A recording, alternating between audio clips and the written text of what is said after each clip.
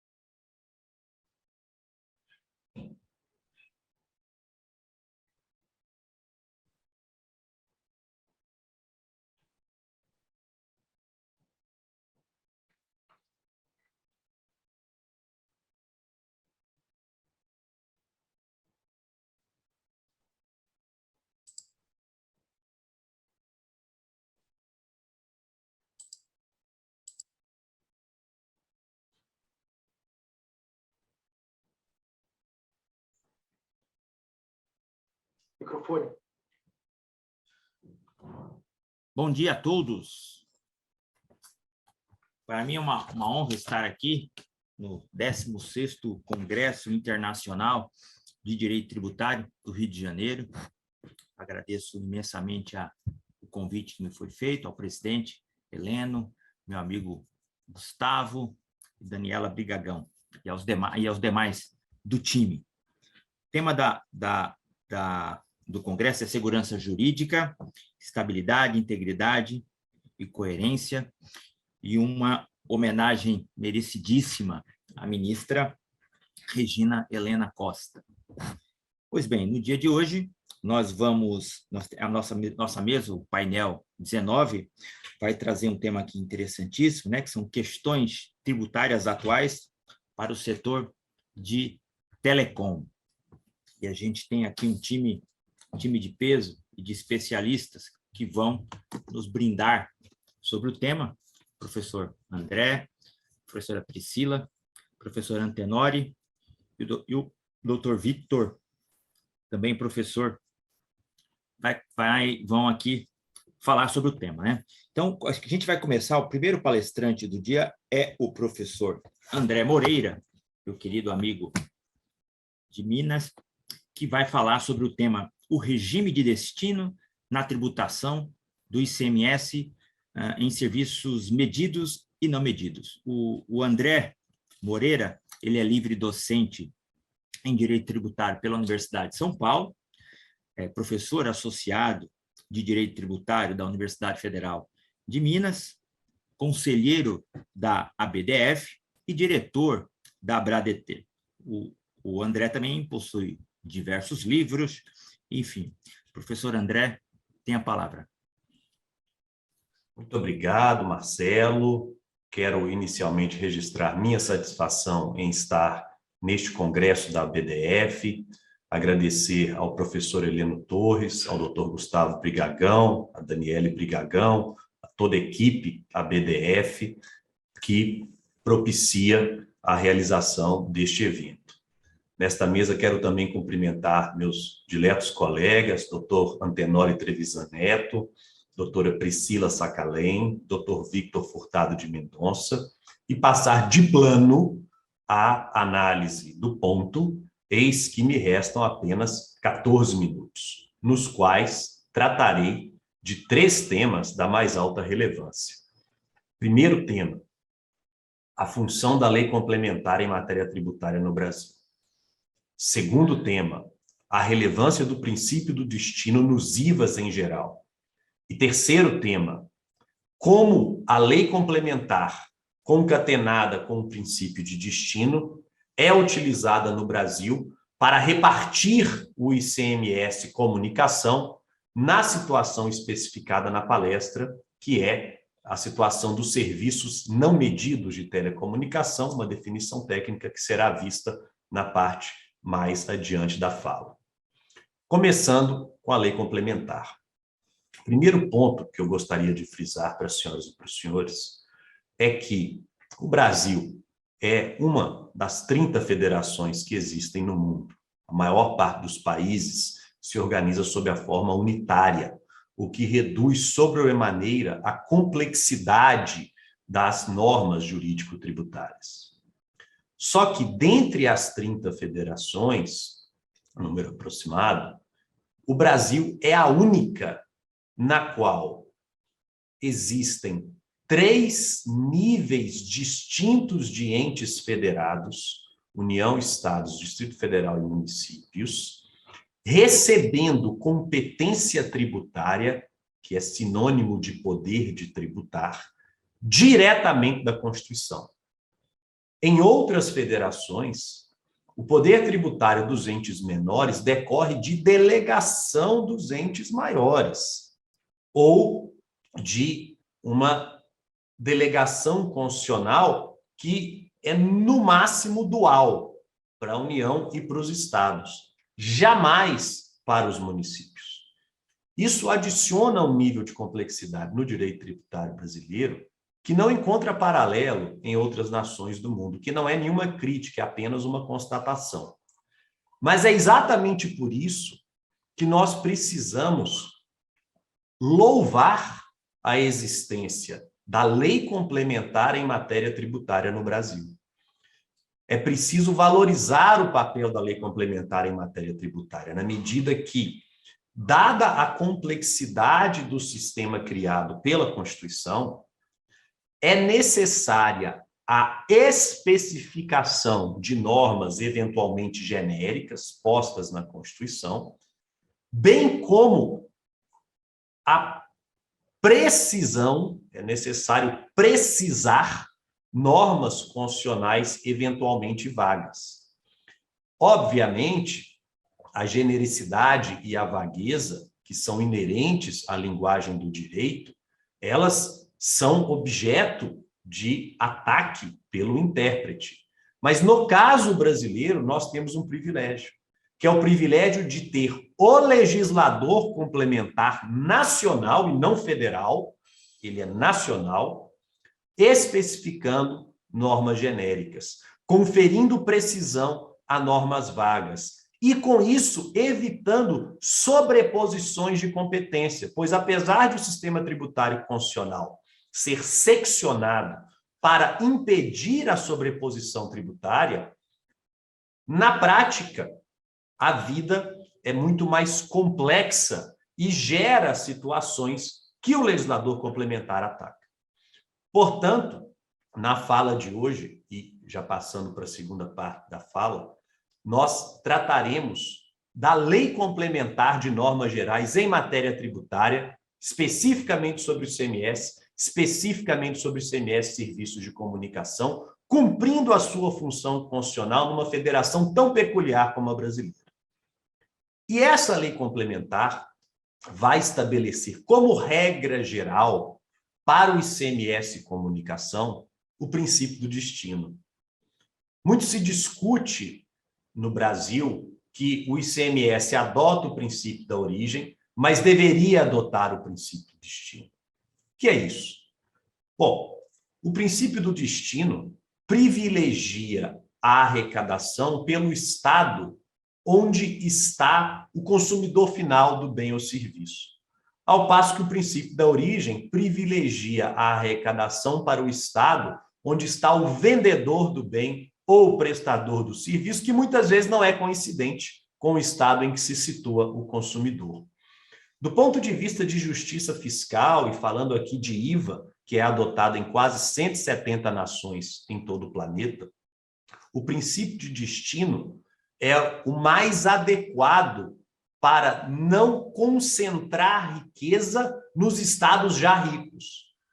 Porque o princípio da origem, ao manter a arrecadação onde se tem produção ou grandes centros de distribuição, privilegia os estados mais industrializados, privilegia os estados mais equipados, com uma arrecadação que vai ser custeada por um consumo, muitas vezes realizados em entes menos desenvolvidos da federação. Portanto, a aplicação do princípio do destino tem um viés de justiça fiscal e, portanto, de redução de desigualdades regionais, princípio fundamental da República Brasileira, fundamental, na medida em que, se o consumo se dá num estado menos desenvolvido, mas a riqueza que gerou o consumo veio daquele estado, é justo que se mantenha ali, naquela unidade federativa, o ICMS relativo à incidência tributária decorrente daquele consumo. Portanto, nos serviços de comunicação, a Lei Complementar 87 de 1996 traz uma regra geral. O ICMS é devido no destino. Por quê? Porque esse é o princípio reitor dos IVAs em quase 170 nações. Não se cobra IVA na origem. O IVA é imposto sobre consumo. O que o IVA grava é a renda gasta. Não é um imposto para elevar a arrecadação de estados mais desenvolvidos. É um imposto para partilhar a arrecadação conforme a quantidade de consumo que ocorra em cada unidade federativa. Essa é a função do IVA e por isso é imposto justo, por isso é um imposto que integra não apenas um país continental como o Brasil, mas até mesmo a própria União Europeia, que é uma quase-federação, podemos assim chamar. Estabelecida essa segunda premissa, é preciso passar para a terceira e última parte da exposição, sempre observando o tempo. Existe, todavia, na Lei Complementar de Normas Gerais, uma regra que determina que não haverá aplicação do princípio do destino do ICMS Comunicação ou do IVA, chame-se como quiser, numa dada situação. Que situação é essa? Quando se tratar de prestação de serviço de comunicação não medido, é a expressão da Lei Complementar, prestação essa que pressupõe tomador num estado e prestador em outro. Portanto, se eu tenho tomador no estado A e o prestador no estado B, e se o serviço é não medido, a regra da Lei Complementar, que foi posteriormente clarificada em convênio ICMS, é: divida-se a base de cálculo ao meio e cada estado aplica a sua alíquota. Essa é a regra. Mas, quando ocorre isso em serviços de comunicação? Bom, primeiro é preciso dizer que essa regra só trata de serviços não medidos. E é uma expressão técnica que deve ser, portanto, buscada junto à Agência Nacional de Telecomunicações. O serviço não medido de telecomunicação é aquele que é cobrado em valor fixo, por período determinado de tempo, independente do uso. Ou seja, se há um tráfego de dados de 10, de 100 ou de 1000, pouco importa. O valor é fixo e será cobrado sucessivamente mês a mês ou ano a ano, a depender do contrato, sem modificação. Paga-se pelo uso em potencial, independentemente se haverá ou não utilização. Pode usar mais, pode usar menos, o preço não muda, é não medido. Muito bem, é como se fosse, fazendo aqui uma analogia, já que as festas retornaram com o fim da Covid, muito embora eu não as frequente, é como se fosse a festa com open bar, professor Marcelo. Paga-se um valor fixo, e utiliza-se, quando se desejar, dos quitutes e bebidas disponíveis no bar da festa, sem nenhum controle, salvo, obviamente, o do próprio fígado. Então, a ideia do serviço não medido é essa. Pois bem, para esse serviço, quando eu tiver prestador num estado e tomador no outro, eu divido a base de cálculo e cada estado aplica a sua alíquota. Muito bem. Quando isso vai acontecer? Olha, quase nunca acontece, por uma razão muito singela.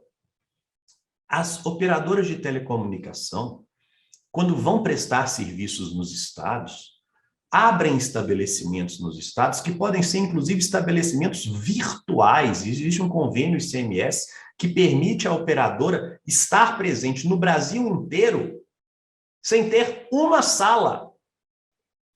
Basta abrir um estabelecimento virtual.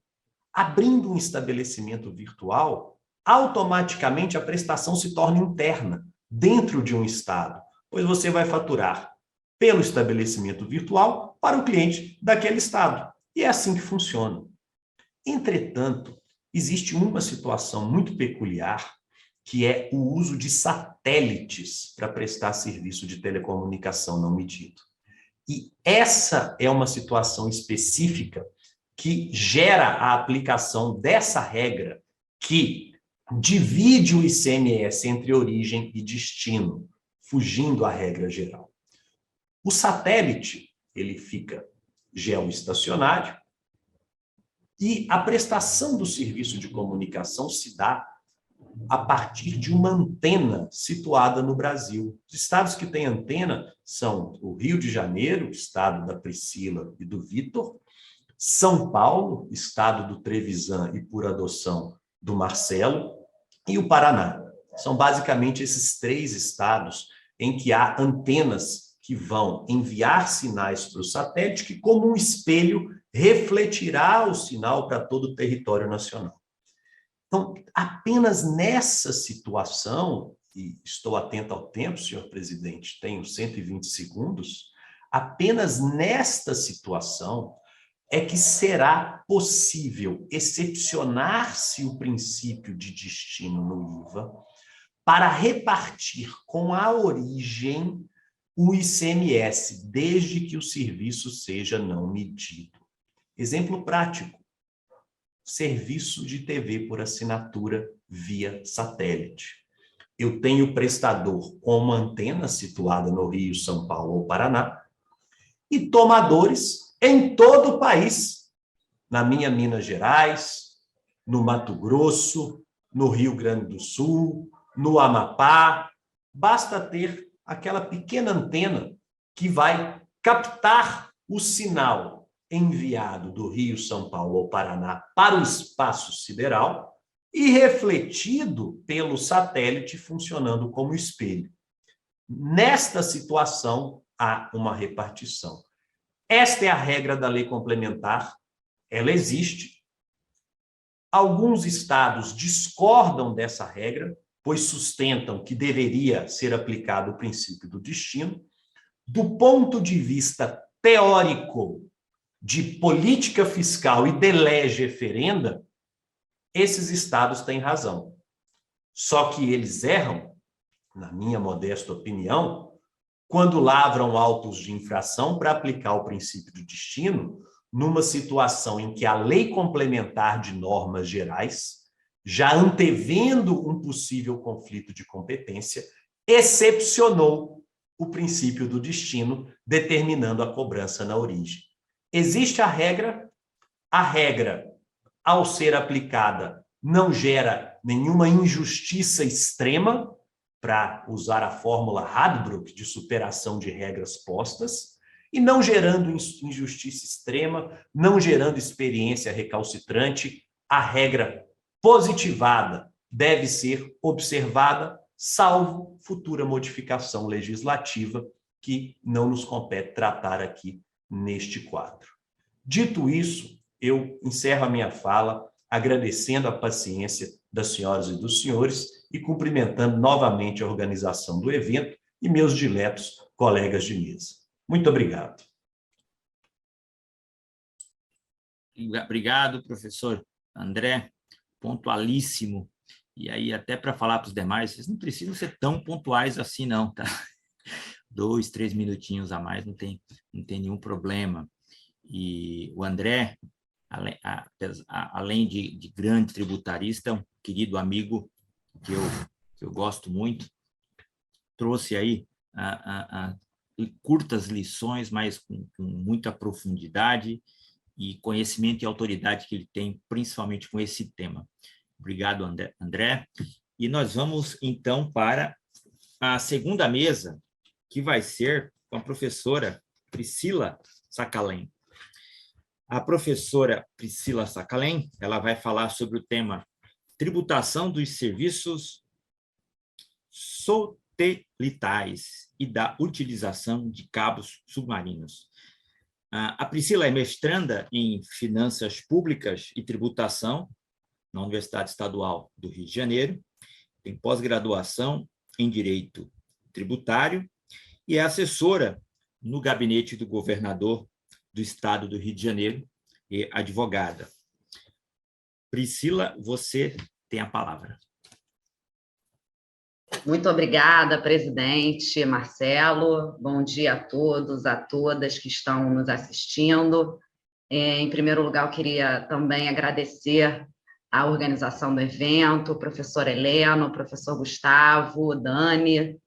É uma honra para mim compor esse painel aqui com juristas tão admiráveis e falar sobre um tema também que é muito interessante, né, dentro do nosso ordenamento jurídico. E também dizer que é um grande desafio falar depois do professor André, né, que já basicamente fez alguns spoilers sobre alguns pontos que eu vou tratar. Acho que o setor de telecom ele acaba trazendo muita interlocução entre os diversos assuntos, até por conta dos conceitos básicos.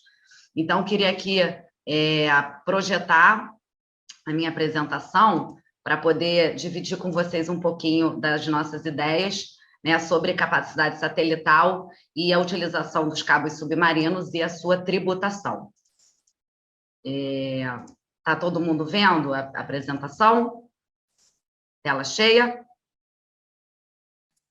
Perfeito. Então, vamos lá. Bom, em primeiro lugar, senhores, é muito importante a gente falar sobre a importância do setor de telecom. É um setor que movimenta muito dinheiro na nossa economia, um setor que tem muito investimento e é um tipo de atividade econômica que a pandemia já nos mostrou aí, que ela é fundamental, ela é essencial hoje em dia para a vida humana. Então, a gente tem diversos tipos de serviços de telecom, diversos tipos de atividade, e a gente vê aí a modernidade, a economia, né, avançando, e a telecomunicação, a transformação digital trazendo aí a melhoria da nossa vida, né, com diagnósticos médicos, né, desde o nosso lazer até o nosso dia a dia. Então, daí a gente tem um painel dedicado aqui no evento da BDF para este tema específico.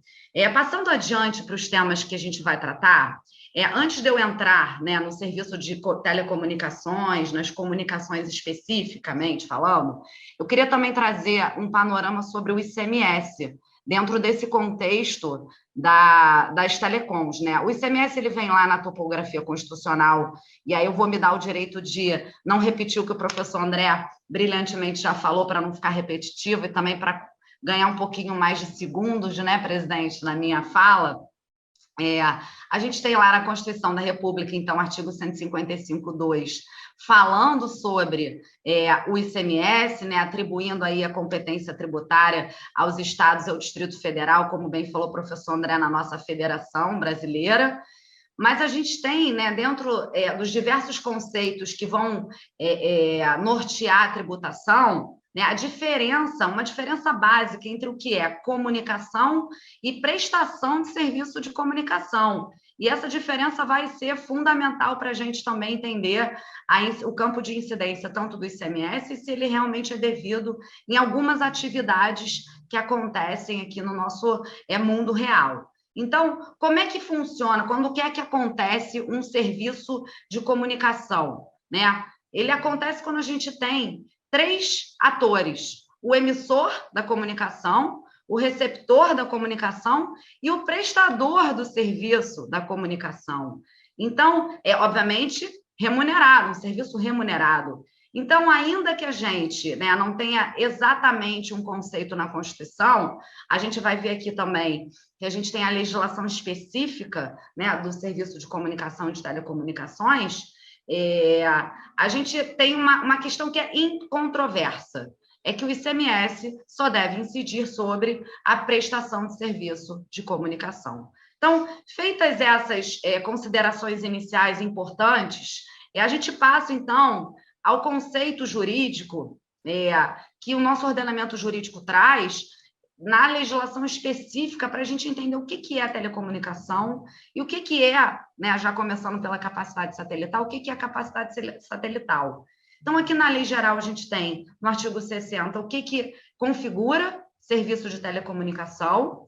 A gente tem também o que significa serviço de valor adicionado, que é um outro conceito também, que é muito utilizado para diferenciar quando a gente tem um serviço de telecom, especificamente, ou quando a gente tem uma atividade que não configura serviços de telecoms para fins de ICMS. Então, o serviço de valor adicionado, que não constitui um serviço de telecom, é uma atividade acrescentada, uma atividade que é necessária, que ela viabiliza a prestação de serviço de telecomunicação, mas não configura serviço de telecomunicação, né? Para além, a Anatel também, e aí eu trago que essa redação ela vem desde 1998, então ela não é novidade, né? O regulamento lá geral da exploração de satélites, o professor chegou a falar aí da questão satelital, para o serviço de telecomunicações através do satélite acontecer, este sim tributado pelo ICMS quando prestado, é necessário que seja oferecida uma infraestrutura, né? E como bem mencionou o professor André, o Rio de Janeiro detém, né, um satélite que está lá na órbita, né, através de empresas localizadas aqui, só que isso custa muito caro. Então, o que as empresas elas acabam fazendo? Elas acabam fracionando, elas acabam dividindo, né, essa infraestrutura de satélite para que haja o tráfego das informações e, então, sim, a prestação de serviço de telecom. Né? Então, dentro desse contexto do provimento da capacidade satelital, do oferecimento do espaço, né, dentro de uma infraestrutura que fica lá na órbita para a futura prestação de serviço de comunicação, é que, né, acabou acontecendo a cobrança do ICMS de uma empresa localizada aqui no estado do Rio de Janeiro, pelo estado do Rio de Janeiro. E aí isso deu num processo judicial que, né, para minha sorte, há 2 meses atrás acabou sendo julgado no STJ e a gente está aqui para contar a história, né? Antes disso, eu também queria falar que o STJ diversas vezes já teve a oportunidade de se manifestar sobre o conceito de serviços de telecomunicação e a correspondente incidência do ICMS. Eu queria trazer, né, destacar esse enunciado do tema repetitivo 427, porque ele norteou esse julgamento que eu mencionei para vocês de 2 meses atrás, e ele também pode nos servir como inspiração para o segundo tema que a gente vai falar, que é sobre as fibras óticas no serviço de telecom. Então, aqui a gente tem, né, um STJ uníssono desde 2014, dizendo que tudo que se trata de atividade meio não é, né, considerado serviço de comunicação, portanto, não é passível da incidência do do ICMS. E aí, né, essa notícia maravilhosa aí para os contribuintes e também dentro do contexto do nosso seminário, né, um ponto que eu gosto muito sempre de trazer à tona, é a segurança jurídica. Então, muito feliz foi a organização desse seminário, quando homenageia de forma, obviamente, né, muito honrosa a professora a Regina Helena, também trazendo segurança jurídica, estabilidade, integridade e coerência. Eu acho que se a gente colocar como nossos mantras, nós, operadores do direito, seja qual for o nosso papel, né, na qualidade de Estado, de advogado, de jurista, se a gente mantiver a estabilidade, a integridade e a coerência, e a gente buscar sempre a segurança jurídica, eu acredito que muitos debates eles não chegariam nem a acontecer. Então, muito importante essa manifestação do Poder Judiciário, né, decidindo pela não incidência do ICMS no serviço de provimento de capacidade satelital, pois trouxe aí, né, segurança jurídica a um tema que já durava anos, eu diria décadas, né, lá no nosso tribunal. E aí eu gostaria de trazer aqui, para não me estender muito sobre a tese, né, alguns trechos, algumas colocações que foram feitas no julgamento, foi um julgamento muito interessante,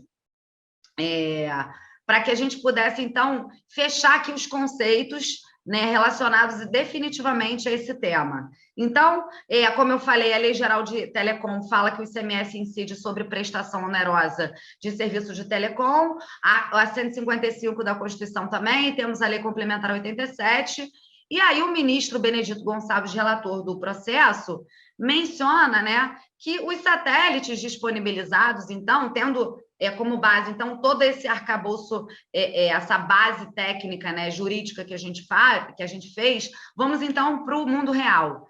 Os satélites, então, na prática, disponibilizados, eles não passam de meios para que seja prestado serviço de telecom, né, e aí, né, nesse trecho do acórdão que a gente traz, a gente tem a incidência do ICMS seguindo, né, para a capacidade satelital, seguindo os demais precedentes, como eu mencionei aí o enunciado do 427, nesse caso, o satélite sendo considerado meios, né, e aí muito interessante a explanação do patrono da causa, doutor Leonardo Antonelli, porque por mais que a gente saiba, né, nós tributaristas, que não é oponível ao fisco nenhum conceito do direito privado, a gente precisa, mais uma vez, ter coerência. Então, se no direito regulatório a gente tem que a Anatel sempre proibiu empresas operadoras de satélite de prestar serviços de comunicação, não me parece razoável que uma empresa proibida regulatoriamente de prestar um serviço seja autuada pelo fisco por não recolher o imposto relativo à prestação daquele mesmo serviço. Acontece, uma questão que não acontece no mundo real, não pode ser passível de tributação. E muito interessante também, o professor Chueire, né, que foi amicus curiae nesse processo, quando ele compara os satélites a torres de transmissão e roteadores. Mais uma vez aí a gente trazendo os conceitos do mundo da telecom para nos ajudar aí nos conceitos tributários, né? E ele fala que nesse caso, os roteadores, eles transmitem os sinais da internet, mas as empresas os oferecem como serviço, como locação de um equipamento. Então, será que seria mesmo serviço de telecom? Muito interessante, eu vou ler para vocês aqui aspas do ministro Benedito também, citando o professor Roque Antônio Carrasa. Vejam que nesse tema os nossos juristas, né, do Brasil, eles se debruçaram, pois se trata de um tema muito importante, como eu falei. Então, o ministro Benedito fala o seguinte, né, citando o professor Roque: conforme adverte a doutrina, o terceiro que se limita a fornecer, ainda que a título oneroso, os meios necessários à fruição dos serviços de comunicação já terão cumprido seu dever jurídico com a simples disponibilização de tais meios. E terão cumprido mesmo, senhores, como bem mencionou ali, né, o advogado da causa, eles, além de já terem cumprido sua missão, eles são proibidos de irem além nessa missão. Então, só para concluir, então, a parte da capacidade satelital, tivemos, então, um recentíssimo precedente, que me parece que, de uma forma muito honesta, de forma honesta intelectualmente falando, trouxe, né, uma segurança jurídica para esse tema da capacidade satelital, que, cá entre nós, pode servir de inspiração, né, dentro da ideia de coerência para os futuros temas que cheguem, que tenham essa mesma, né, esse mesmo arcabouço fático quando chegarem aí no Poder Judiciário, que aí a gente vai para o segundo tema, né, da minha explanação, que são a prestação de serviço com cabos submarinos. Como a gente já falou, o serviço de telecom, o serviço de comunicação, eles se mostram, se revelam diante da realidade que a gente vive hoje no Brasil e no mundo, essenciais, né, para a nossa vida, né, para a vida humana, e dentro da tecnologia disponível no mercado, a gente tem que os cabos submarinos são responsáveis por 99% das comunicações. E, diga-se mais, esse tipo de tecnologia, ela traz mais velocidade e alcance, ela traz mais qualidade na prestação do serviço. Então, além disso, né, como também os especialistas dizem, os cabos submarinos, eles também são imunes, aí fazendo um paralelo com um termo jurídico, às chuvas fortes e tufões. Então, a gente tem aí a prestação de serviço de telecom sendo melhorada com esse tipo de tecnologia. E aí, com novas tecnologias, também vem novas dúvidas e questões, especialmente relacionadas à tributação. Então, a gente pode aqui fazer breves considerações, primeiro sobre, né, essa ideia da cessão da faixa espectral e do tipo de contrato, né, de negócio jurídico que é feito desse contexto. Então, quando a gente tem a cessão de faixa espectral, e eu gosto muito dessa expressão quando a gente vai comparar com a cessão de capacidade satelital, né, já podendo fazer aí um paralelo, se me é permitido. Então, já deixem em mente aí a questão da cessão da faixa espectral / capacidade satelital, tá bom? Indo além, a gente tem os tipos de negócio jurídico que são feitos nesse tipo de cessão de faixa espectral. Então, são várias operadoras utilizando a mesma infraestrutura transoceânica, né, dentro da água, lá embaixo, submarino, né, fibras óticas também divididas. E aí, esse contrato de IRU, que é um direito de uso irrevogável, ele não tem, né, um paralelo, uma correspondência aqui no nosso ordenamento jurídico brasileiro, tá? Mas a gente poderia dizer, o professor Catão fala muito isso, que trata-se de um contrato com uma natureza jurídica híbrida, né? Em alguns casos, ela vai assumir traços de aquisição de domínio, e em outros casos, ele vai assumir traços de prestação de serviço. Tendo isso em mente, aquisição de domínio e prestação de serviço, a gente também precisa fazer uma distinção das fibras que estão lá dentro. A gente tem um modelo de negócio de cessão de fibra apagada, fibra fatiada, e aí, de novo, eu faço paralelo com a capacidade satelital, e a gente tem a utilização propriamente dita da fibra acesa, que aí, de forma inconteste, configura, sim, serviço de telecom submetido ao ICMS. Mas eu queria falar aqui do que é polêmico. E o que é polêmico? É justamente esse modelo de negócio de cessão permuta da fibra apagada ou fatiada, que é um negócio muito caro, que demanda muito dinheiro e que é um meio preparatório também para a prestação do serviço quando a fibra fica acesa. E aí, senhores, trazendo já, me encaminhando para o final, presidente, essa questão, né, dos cabos submarinos e sua utilização já foi apreciada algumas vezes no nosso Tribunal de Justiça, e aí eu trago laudos periciais, então prova, né, irrefutável de que fibras apagadas, que me parece ser aí a questão controvertida da matéria, já tem, né, entendimento do Tribunal de Justiça do Estado do Rio de Janeiro de que são meios preparatórios, não são passíveis de ICMS, eis que não configurada aí a prestação do serviço. Fica muito claro quando a gente faz a comparação de fibra apagada com fibra acesa. E aí, por fim, dentro da segurança jurídica, e aí, professora Andréa, trazendo uma reflexão que o senhor fez ao final da sua fala sobre a lei complementar, a sua importância, e a gente aqui, como jurista, como advogado, a gente tem que ficar atento também como é que as coisas estão andando lá no parlamento. Eu diria para os entusiastas da não incidência do ICMS no provimento de capacidade satelital que o parlamento está animado.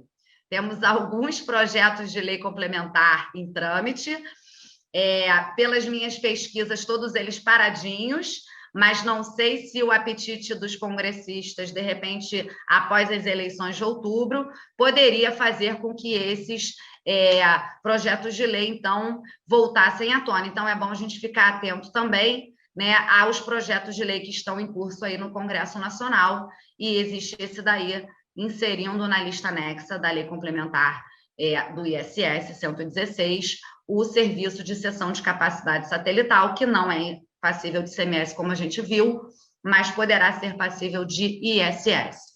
Essas eram as minhas considerações, presidente. Muito obrigada mais uma vez. Queria parabenizar a BDF de novo por esse maravilhoso evento e essa organização impecável. Obrigada. Bom dia a todos. Doutora Priscila Sacalém, ótima exposição de um tema fundamental. Vamos passar, então, a palavra agora para o professor Antenori Trevisan, que vai ser terceiro aqui na linha, né, da mesa. O Antenori, ele vai falar sobre exclusão da bases tributáveis de serviços compartilhados, né? O Antenori, ele é especialista em Direito Tributário pelo IBDT, mestre em Direito Tributário pela PUC de São Paulo e membro do Conselho Consultivo da ABDF. E só lembrando aqui que o Antenori, nós fizemos mestrado juntos, há já muito tempo atrás, lá na PUC São Paulo. Fizemos um crédito ou dois. Meu amigo Antenori, tem a palavra. Ok, muito obrigado, Marcelo. Um bom dia a todos. Inicialmente, eu gostaria de agradecer à BDF pelo convite para participar como palestrante do 6º Congresso Internacional de Direito Tributário do Rio de Janeiro. Minha homenagem à ministra Regina Helena Costa. Agradecer à BDF na pessoa do seu presidente, professor Heleno Torres. Gostaria de agradecer também e endereçar meus cumprimentos ao pessoal da organização do Congresso, em especial a Daniele Brigagão, ao André Oliveira, a Ana Carolina Mungulô, Yandara e tantos outros colegas que eu sei que trabalharam duro para o sucesso desse congresso. Então, meus cumprimentos e cumprimentar também os colegas de mesa e já dar início, então, ao tema que eu vou falar no dia de hoje, que diz respeito, então, à exclusão da base tributável dos serviços compartilhados, especialmente interconexão e COBINE. Então, nesse sentido, ia pedir só para a gente já passar o primeiro slide, obrigado. Vamos começar falando sobre interconexão. Bom, o que é a interconexão? A interconexão é a ligação entre redes de telecomunicações que permite que os clientes de um serviço de uma rede possam se comunicar com os usuários de uma outra operadora. Então, se nós notarmos, por exemplo, na ilustração que consta aqui do slide, né, imaginemos que a gente tenha um usuário da operadora A, localizada, por exemplo, no estado de São Paulo, que tem a intenção em se comunicar com um usuário de outra operadora localizado num outro estado, digamos, no estado do Amazonas, por exemplo, sujeito aos serviços da operadora B. Nesse caso, então, para que a chamada possa ser completada, né, a rede da operadora A precisa estar interligada à rede da operadora B para que essa chamada seja completada, e nesse sentido, então, é necessária a interconexão de redes. Acontece também a interconexão de redes quando esse usuário da operadora A está fora da sua área de atuação. Então, por exemplo, se ele estiver lá no Amazonas e fizer uma chamada, por exemplo, a São Paulo, ele também vai precisar utilizar a rede da operadora lá do Amazonas, no meu exemplo da operadora B. Bom, então, essa interligação de redes é chamada de interconexão, e aqui também a gente faz um paralelo com o roaming. O roaming tem o mesmo sentido da interconexão, porém, o roaming é utilizado muito mais para a interligação de redes de telefonia móvel e tecnologias sem fio. É importante, muito importante, falar a respeito da interconexão. A interconexão está prevista em lei, né? No caso, na Lei Geral de Telecomunicações, na LGT, que previu que a interconexão de redes ela deve ser obrigatória e atender aos princípios da universalidade e continuidade dos serviços. A interconexão foi muito importante e a obrigatoriedade da interconexão foi muito importante quando nós tivemos no Brasil a privatização do sistema Telebrás, que, por conta, então, dessa obrigação da LGT, a gente tinha a necessidade de uma competição justa entre as empresas e a obrigatoriedade de uma empresa permitir o acesso à sua infraestrutura, à sua rede, por uma outra empresa. Então, esse é o papel da interconexão, ela pode se dar também até internacionalmente, né? E aí, o que acontece? Aí, entrando para as questões tributárias a respeito da interconexão. Há que se pensar que, na medida em que o usuário da operadora A, quando fez a ligação para Manaus, ele utilizou a rede da operadora A e também a da B, a operadora B vai cobrar o uso da sua rede da operadora A, que, por sua vez, vai empacotar o valor cobrado pela operadora B mais o seu serviço e repassar ao usuário da operadora A para que ele faça o pagamento da sua fatura. É normal a gente ter esse tipo de cobrança. E como essa cobrança ela tem origem numa norma legal, é uma obrigação ex lege, as companhias, as operadoras de telecom foram ao judiciário para buscar a não incidência dos valores de interconexão na base de cálculo do PIS e da COFINS. Então, o que a gente vai comentar agora é basicamente um acórdão, e aí eu peço só para a gente já trocar o slide, um julgamento que ocorreu no ano passado, no RESP 1599065-DF, de relatoria da ministra Regina Helena Costa, e esse acórdão trata da não incidência do PIS e COFINS sobre valores de interconexão. Esse acórdão, esse processo, ele teve início com um mandado de segurança impetrado pela OI, requerendo a não inclusão de valores de interconexão e roaming na base de cálculo do PIS e da COFINS, e nesse acórdão restou decidido que configura ilegalidade a inclusão de valores de interconexão e de roaming na base de cálculo do PIS e da COFINS. Nesse caso, a gente vai verificar e a gente vai analisar em mais detalhes aqui o que aconteceu.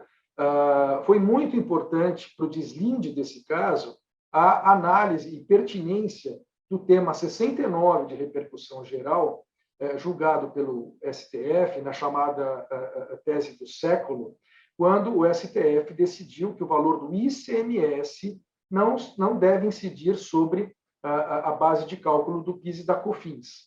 Então, diante desse julgamento do STF, ele foi muito importante para o deslinde da causa do STJ para fins de interconexão, porque a interconexão, os valores que são pagos a título de interconexão, eles são valores que decorrem de uma obrigação legal, são valores que não se incorporam ao patrimônio da empresa que está fazendo a cobrança da interconexão, no caso aí do nosso exemplo da operadora A, e, portanto, não representam receita passível de tributação pelo PIS e pela COFINS. Então, esse é o pano de fundo desse julgamento. Vale lembrar que essa questão da interconexão ela já tinha sido objeto de outros 2 julgamentos no STJ no passado, e esses 2 julgamentos foram proferidos pela segunda turma da primeira sessão do STJ, e em razão desses julgamentos, a PGFN já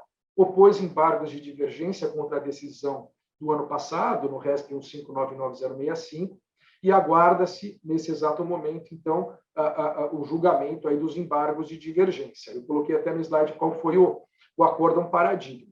Mas o que é interessante a gente verificar com relação a essa decisão é que ela traz uma série de questões que a gente passa a refletir sobre elas. Eu peço, por favor, para a gente passar para o próximo slide, que vão afetar não somente esse julgamento aqui desse caso específico da interconexão, mas que pode afetar uma série de outros temas de direito tributário.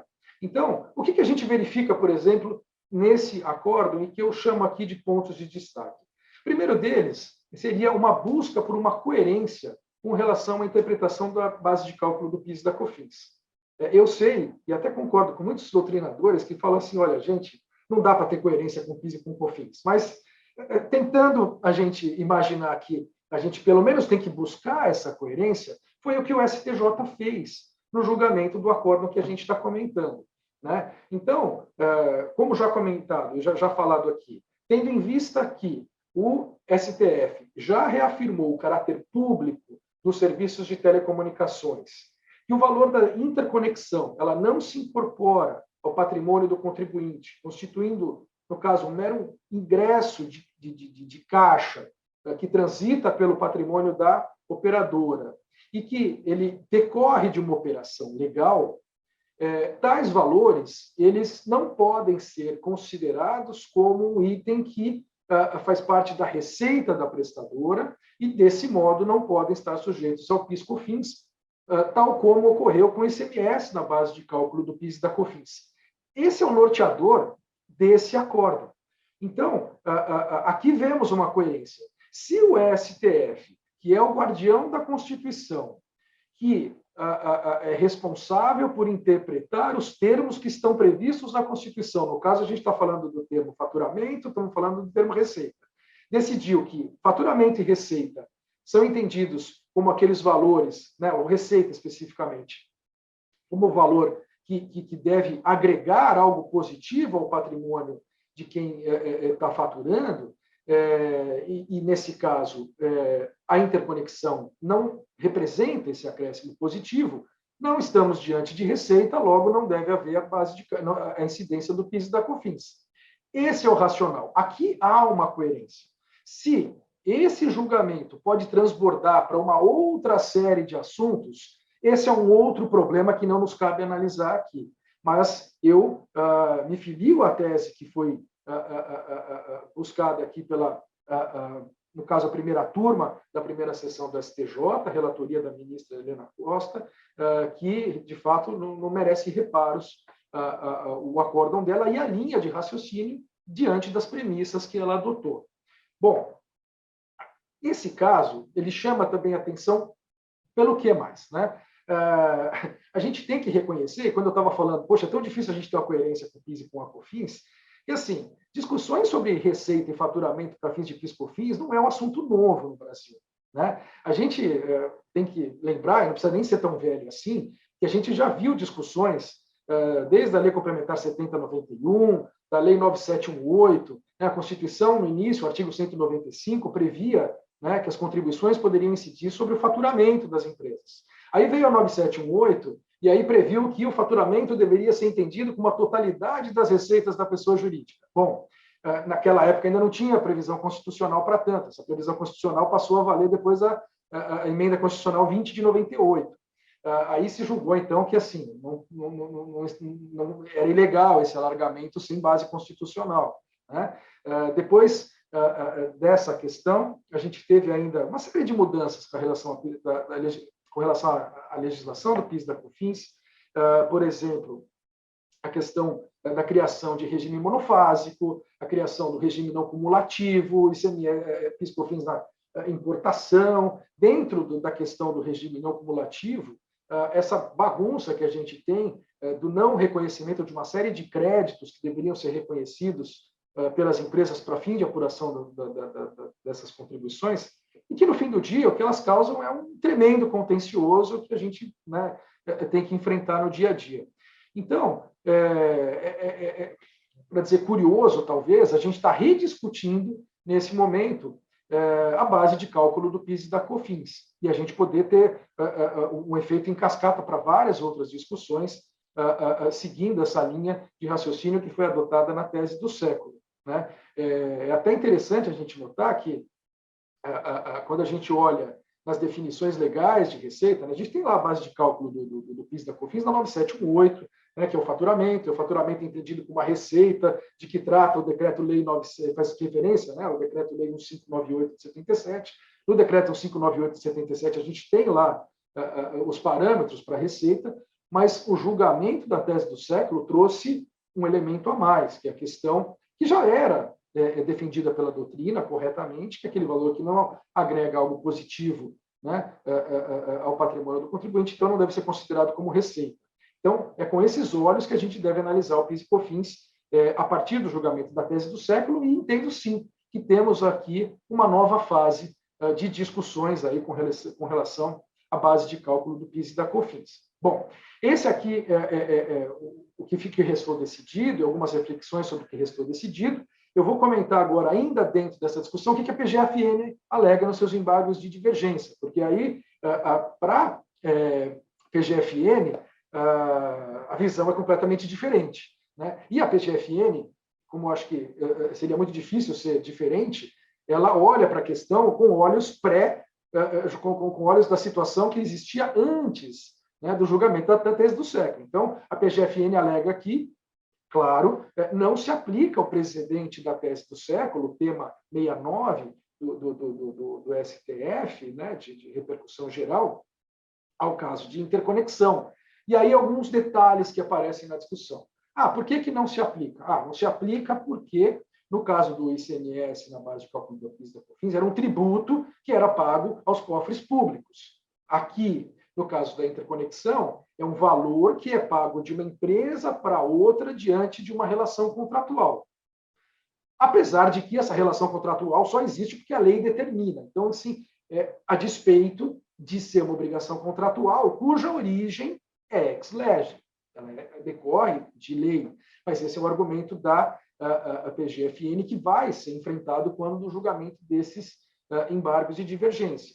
Além disso, a PGFN ela cita alguns temas que já foram objeto de julgamento no STJ, né? Como é o caso do tema 279. No passado, o STJ decidiu, quando do julgamento do tema 279, que os repasses envolvendo prestadoras de serviço de locação de mão de obra, no caso seriam valores aí de salários e encargos que essas empresas recebem para fins de adimplemento das obrigações com os trabalhadores, eles seriam somente um repasse que não deveria entrar na base de cálculo do PIS e COFINS.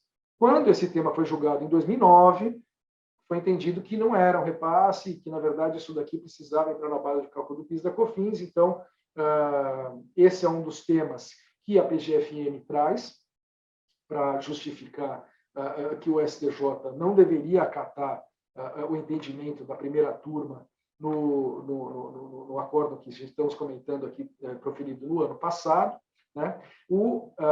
A PGFN também traz um outro tema, que é o 313, e que julgou, inclusive, a mesma questão da tese do século, que é a exclusão do ICMS na base do PIS e da COFINS, e que me parecia que realmente esse tema 313 ele ficou ultrapassado, para dizer o mínimo, enfim, ele se mostra conflitante com o tema 69 de repercussão geral do STF, porque nesse tema 313, o ICMS deveria ser incluído na base de cálculo da COFINS.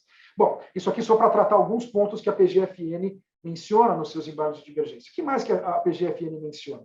Ela traz também, por exemplo, como analogia, um julgamento até recente do Supremo, ela faz analogia da interconexão com os valores que são cobrados pelas administradoras de cartão de crédito dos comerciantes, por exemplo. Recentemente, o STF julgou essa questão, entendendo que essas taxas de administração das empresas de cartão de crédito, sim, elas têm que ser sujeitas ao PIS e à COFINS. Então, existe uma analogia com relação a essa questão. Outras questões que surgem com relação ao julgamento que estamos tratando. Discussão sobre subcontratação e repasse, na medida em que, em princípio, quando se defende que um valor é simplesmente repassado, ele significou um ingresso de valores na contabilidade de determinada pessoa jurídica que foi repassado para uma outra pessoa jurídica. A gente tem, no caso de reembolso, é muito claro a questão de, pode ser do repasse, esse valor não estaria sujeito a PIS/COFINS. Porém, se a gente está diante de uma subcontratação, né, então aí a subcontratação ela teria PIS/COFINS. Essa questão não está legislada, mas é algo que a gente vê, seja implícita ou explicitamente, nas argumentações, se deve ter PIS/COFINS, se não deve ter PIS/COFINS.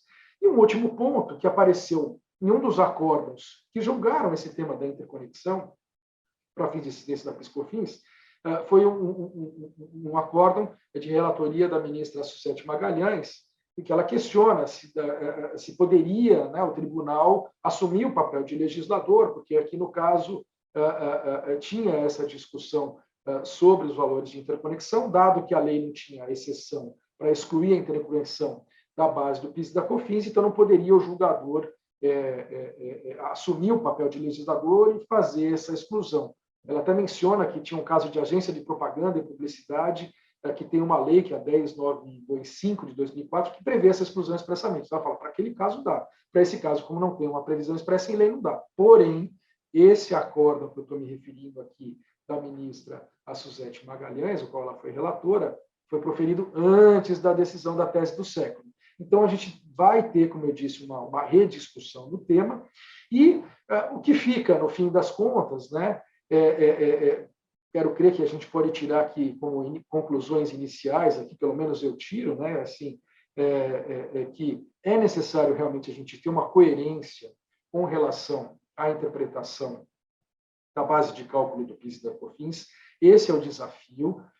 Se ele é intransponível ou não, a gente vai verificar no futuro, mas diante de tanta polêmica que a gente tem com relação a esse tema, a gente não tem como negar que assim seria muito bem-vindo uma reforma tributária que, em vez de assim a gente tentar consertar tudo isso que tem na legislação do PIS/COFINS, sabe, a gente de repente acabasse com tudo isso e começasse do zero, porque talvez assim seja muito mais inteligente a gente ter uma legislação mais simples e mais inteligente com relação ao PIS/COFINS em comparação com o que a gente tem hoje. Muito bem. Esses eram os pontos que eu queria comentar acerca, então, da exclusão dos valores de interconexão com relação à base de cálculo do PIS e da COFINS. Eu separei aqui também para a gente falar hoje, se a gente puder trocar aqui o slide, rapidamente, sobre a questão da exclusão de valores de interconexão da base de cálculo do FUST e da FUNTEL. É curioso que a gente tem uma discussão semelhante à discussão do PIS e da COFINS, né, para as contribuições do FUST e da FUNTEL. Lembrando que, para falar um pouquinho de FUST e FUNTEL, né, o FUST é uma contribuição que incide a alíquota de 1% sobre a receita bruta decorrente da prestação de serviços de telecomunicações, excluindo ICMS, PIS e COFINS, né, e o FUNTEL, a alíquota de 0,5%, então dá uma carga aí de 1,5%, e que as leis que instituíram, só que a gente tem uma particularidade importante, né, com relação ao FUST e FUNTEL. As próprias leis que instituíram o FUST e FUNTEL já possuem um dispositivo, no caso do FUST é o artigo 6º da Lei 9998 de 2000, que prevê que não haverá incidência do FUST sobre as transferências feitas de uma prestadora de serviço de telecomunicações para outra. Então, e a gente tem um dispositivo semelhante na legislação do FUNTEL, no decreto 3737 de 2001, também no artigo 6º. Então, na medida que a gente tem esse dispositivo, não haveria, na minha cabeça, não deveríamos ter nem discussão sobre a não incidência dos valores de FUST e FUNTEL sobre a interconexão, dado que, poxa, os valores de interconexão são valores que são repassados de uma prestadora para outra. Se não tem que ter FUST e FUNTEL sobre esses valores, e está previsto na norma, não haveria que ter nem discussão sobre isso. Porém, não é o caso, né? Isso porque a Anatel editou uma súmula, no caso do FUST, que é a súmula 7 de 2005, e também uma resolução, que é a 9513, para fins de FUNTEL, e nessas normas ficou previsto que seria devida a contribuição do FUST e da FUNTEL sobre receitas repassadas a outros prestadores de serviço a título de interconexão. Bom, então, tendo em vista essas manifestações da Anatel, esse assunto foi levado a juízo, né? E até o momento, as empresas de telecomunicações têm obtido decisões favoráveis no sentido de se excluir os valores de interconexão da base de cálculo do FUST e da FUNTEL. No slide seguinte, eu até coloquei aqui alguns acórdãos aqui, apenas para ilustrar e para que os senhores tomem nota, se tiverem interesse. Tem o número tal dos acórdãos aqui. Por exemplo, no caso da FUNTEL, a discussão da FUNTEL me parece mais madura, né? Por quê?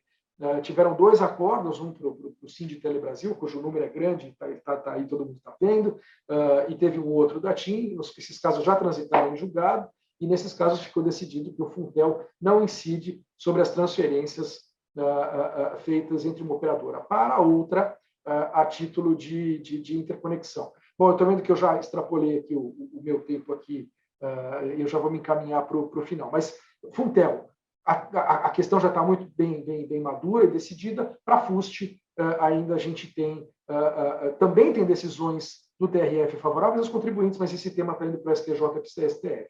E, por fim, estava no tema da minha palestra, no próximo slide, por favor, a questão da incidência de exclusão da base de cálculo de valores de COBILI.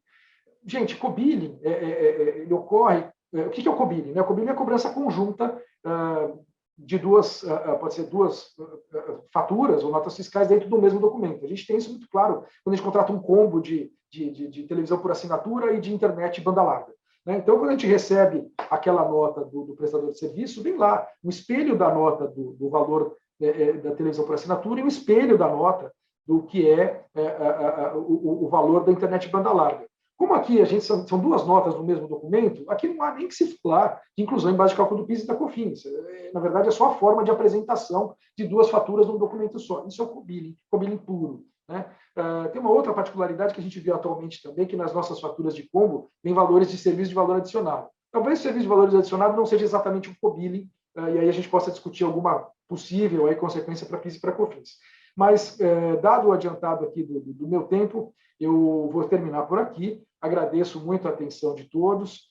Peço desculpas aí um pouco por ter me excedido e desejo uma boa manhã. Espero que tenha sido proveitosa. Obrigado.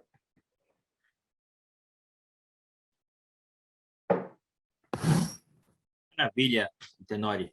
Esse tema do PIS e COFINS, ele ganha diversos desdobramentos que daria para fazer um congresso só sobre PIS e COFINS, levando em consideração o tamanho do tema. E um dia inteiro só falando sobre essa parte aí, o conceito de receita, né? Que é algo que vai e volta nos anos 70, 80, 90, 2000, antes da emenda, depois da emenda, Lei 12.973, antes e depois da 12.973, tese do século, antes e depois. É uma maluquice, uma coisa que confunde até nós que fazemos isso todos os dias.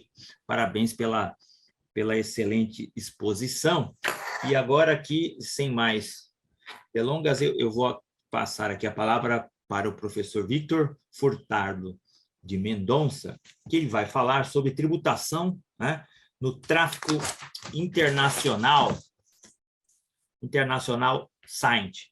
O Victor, ele é advogado, é gerente executivo de estratégia tributária da TIM SA e diretor-presidente da ABETEL, que é a Associação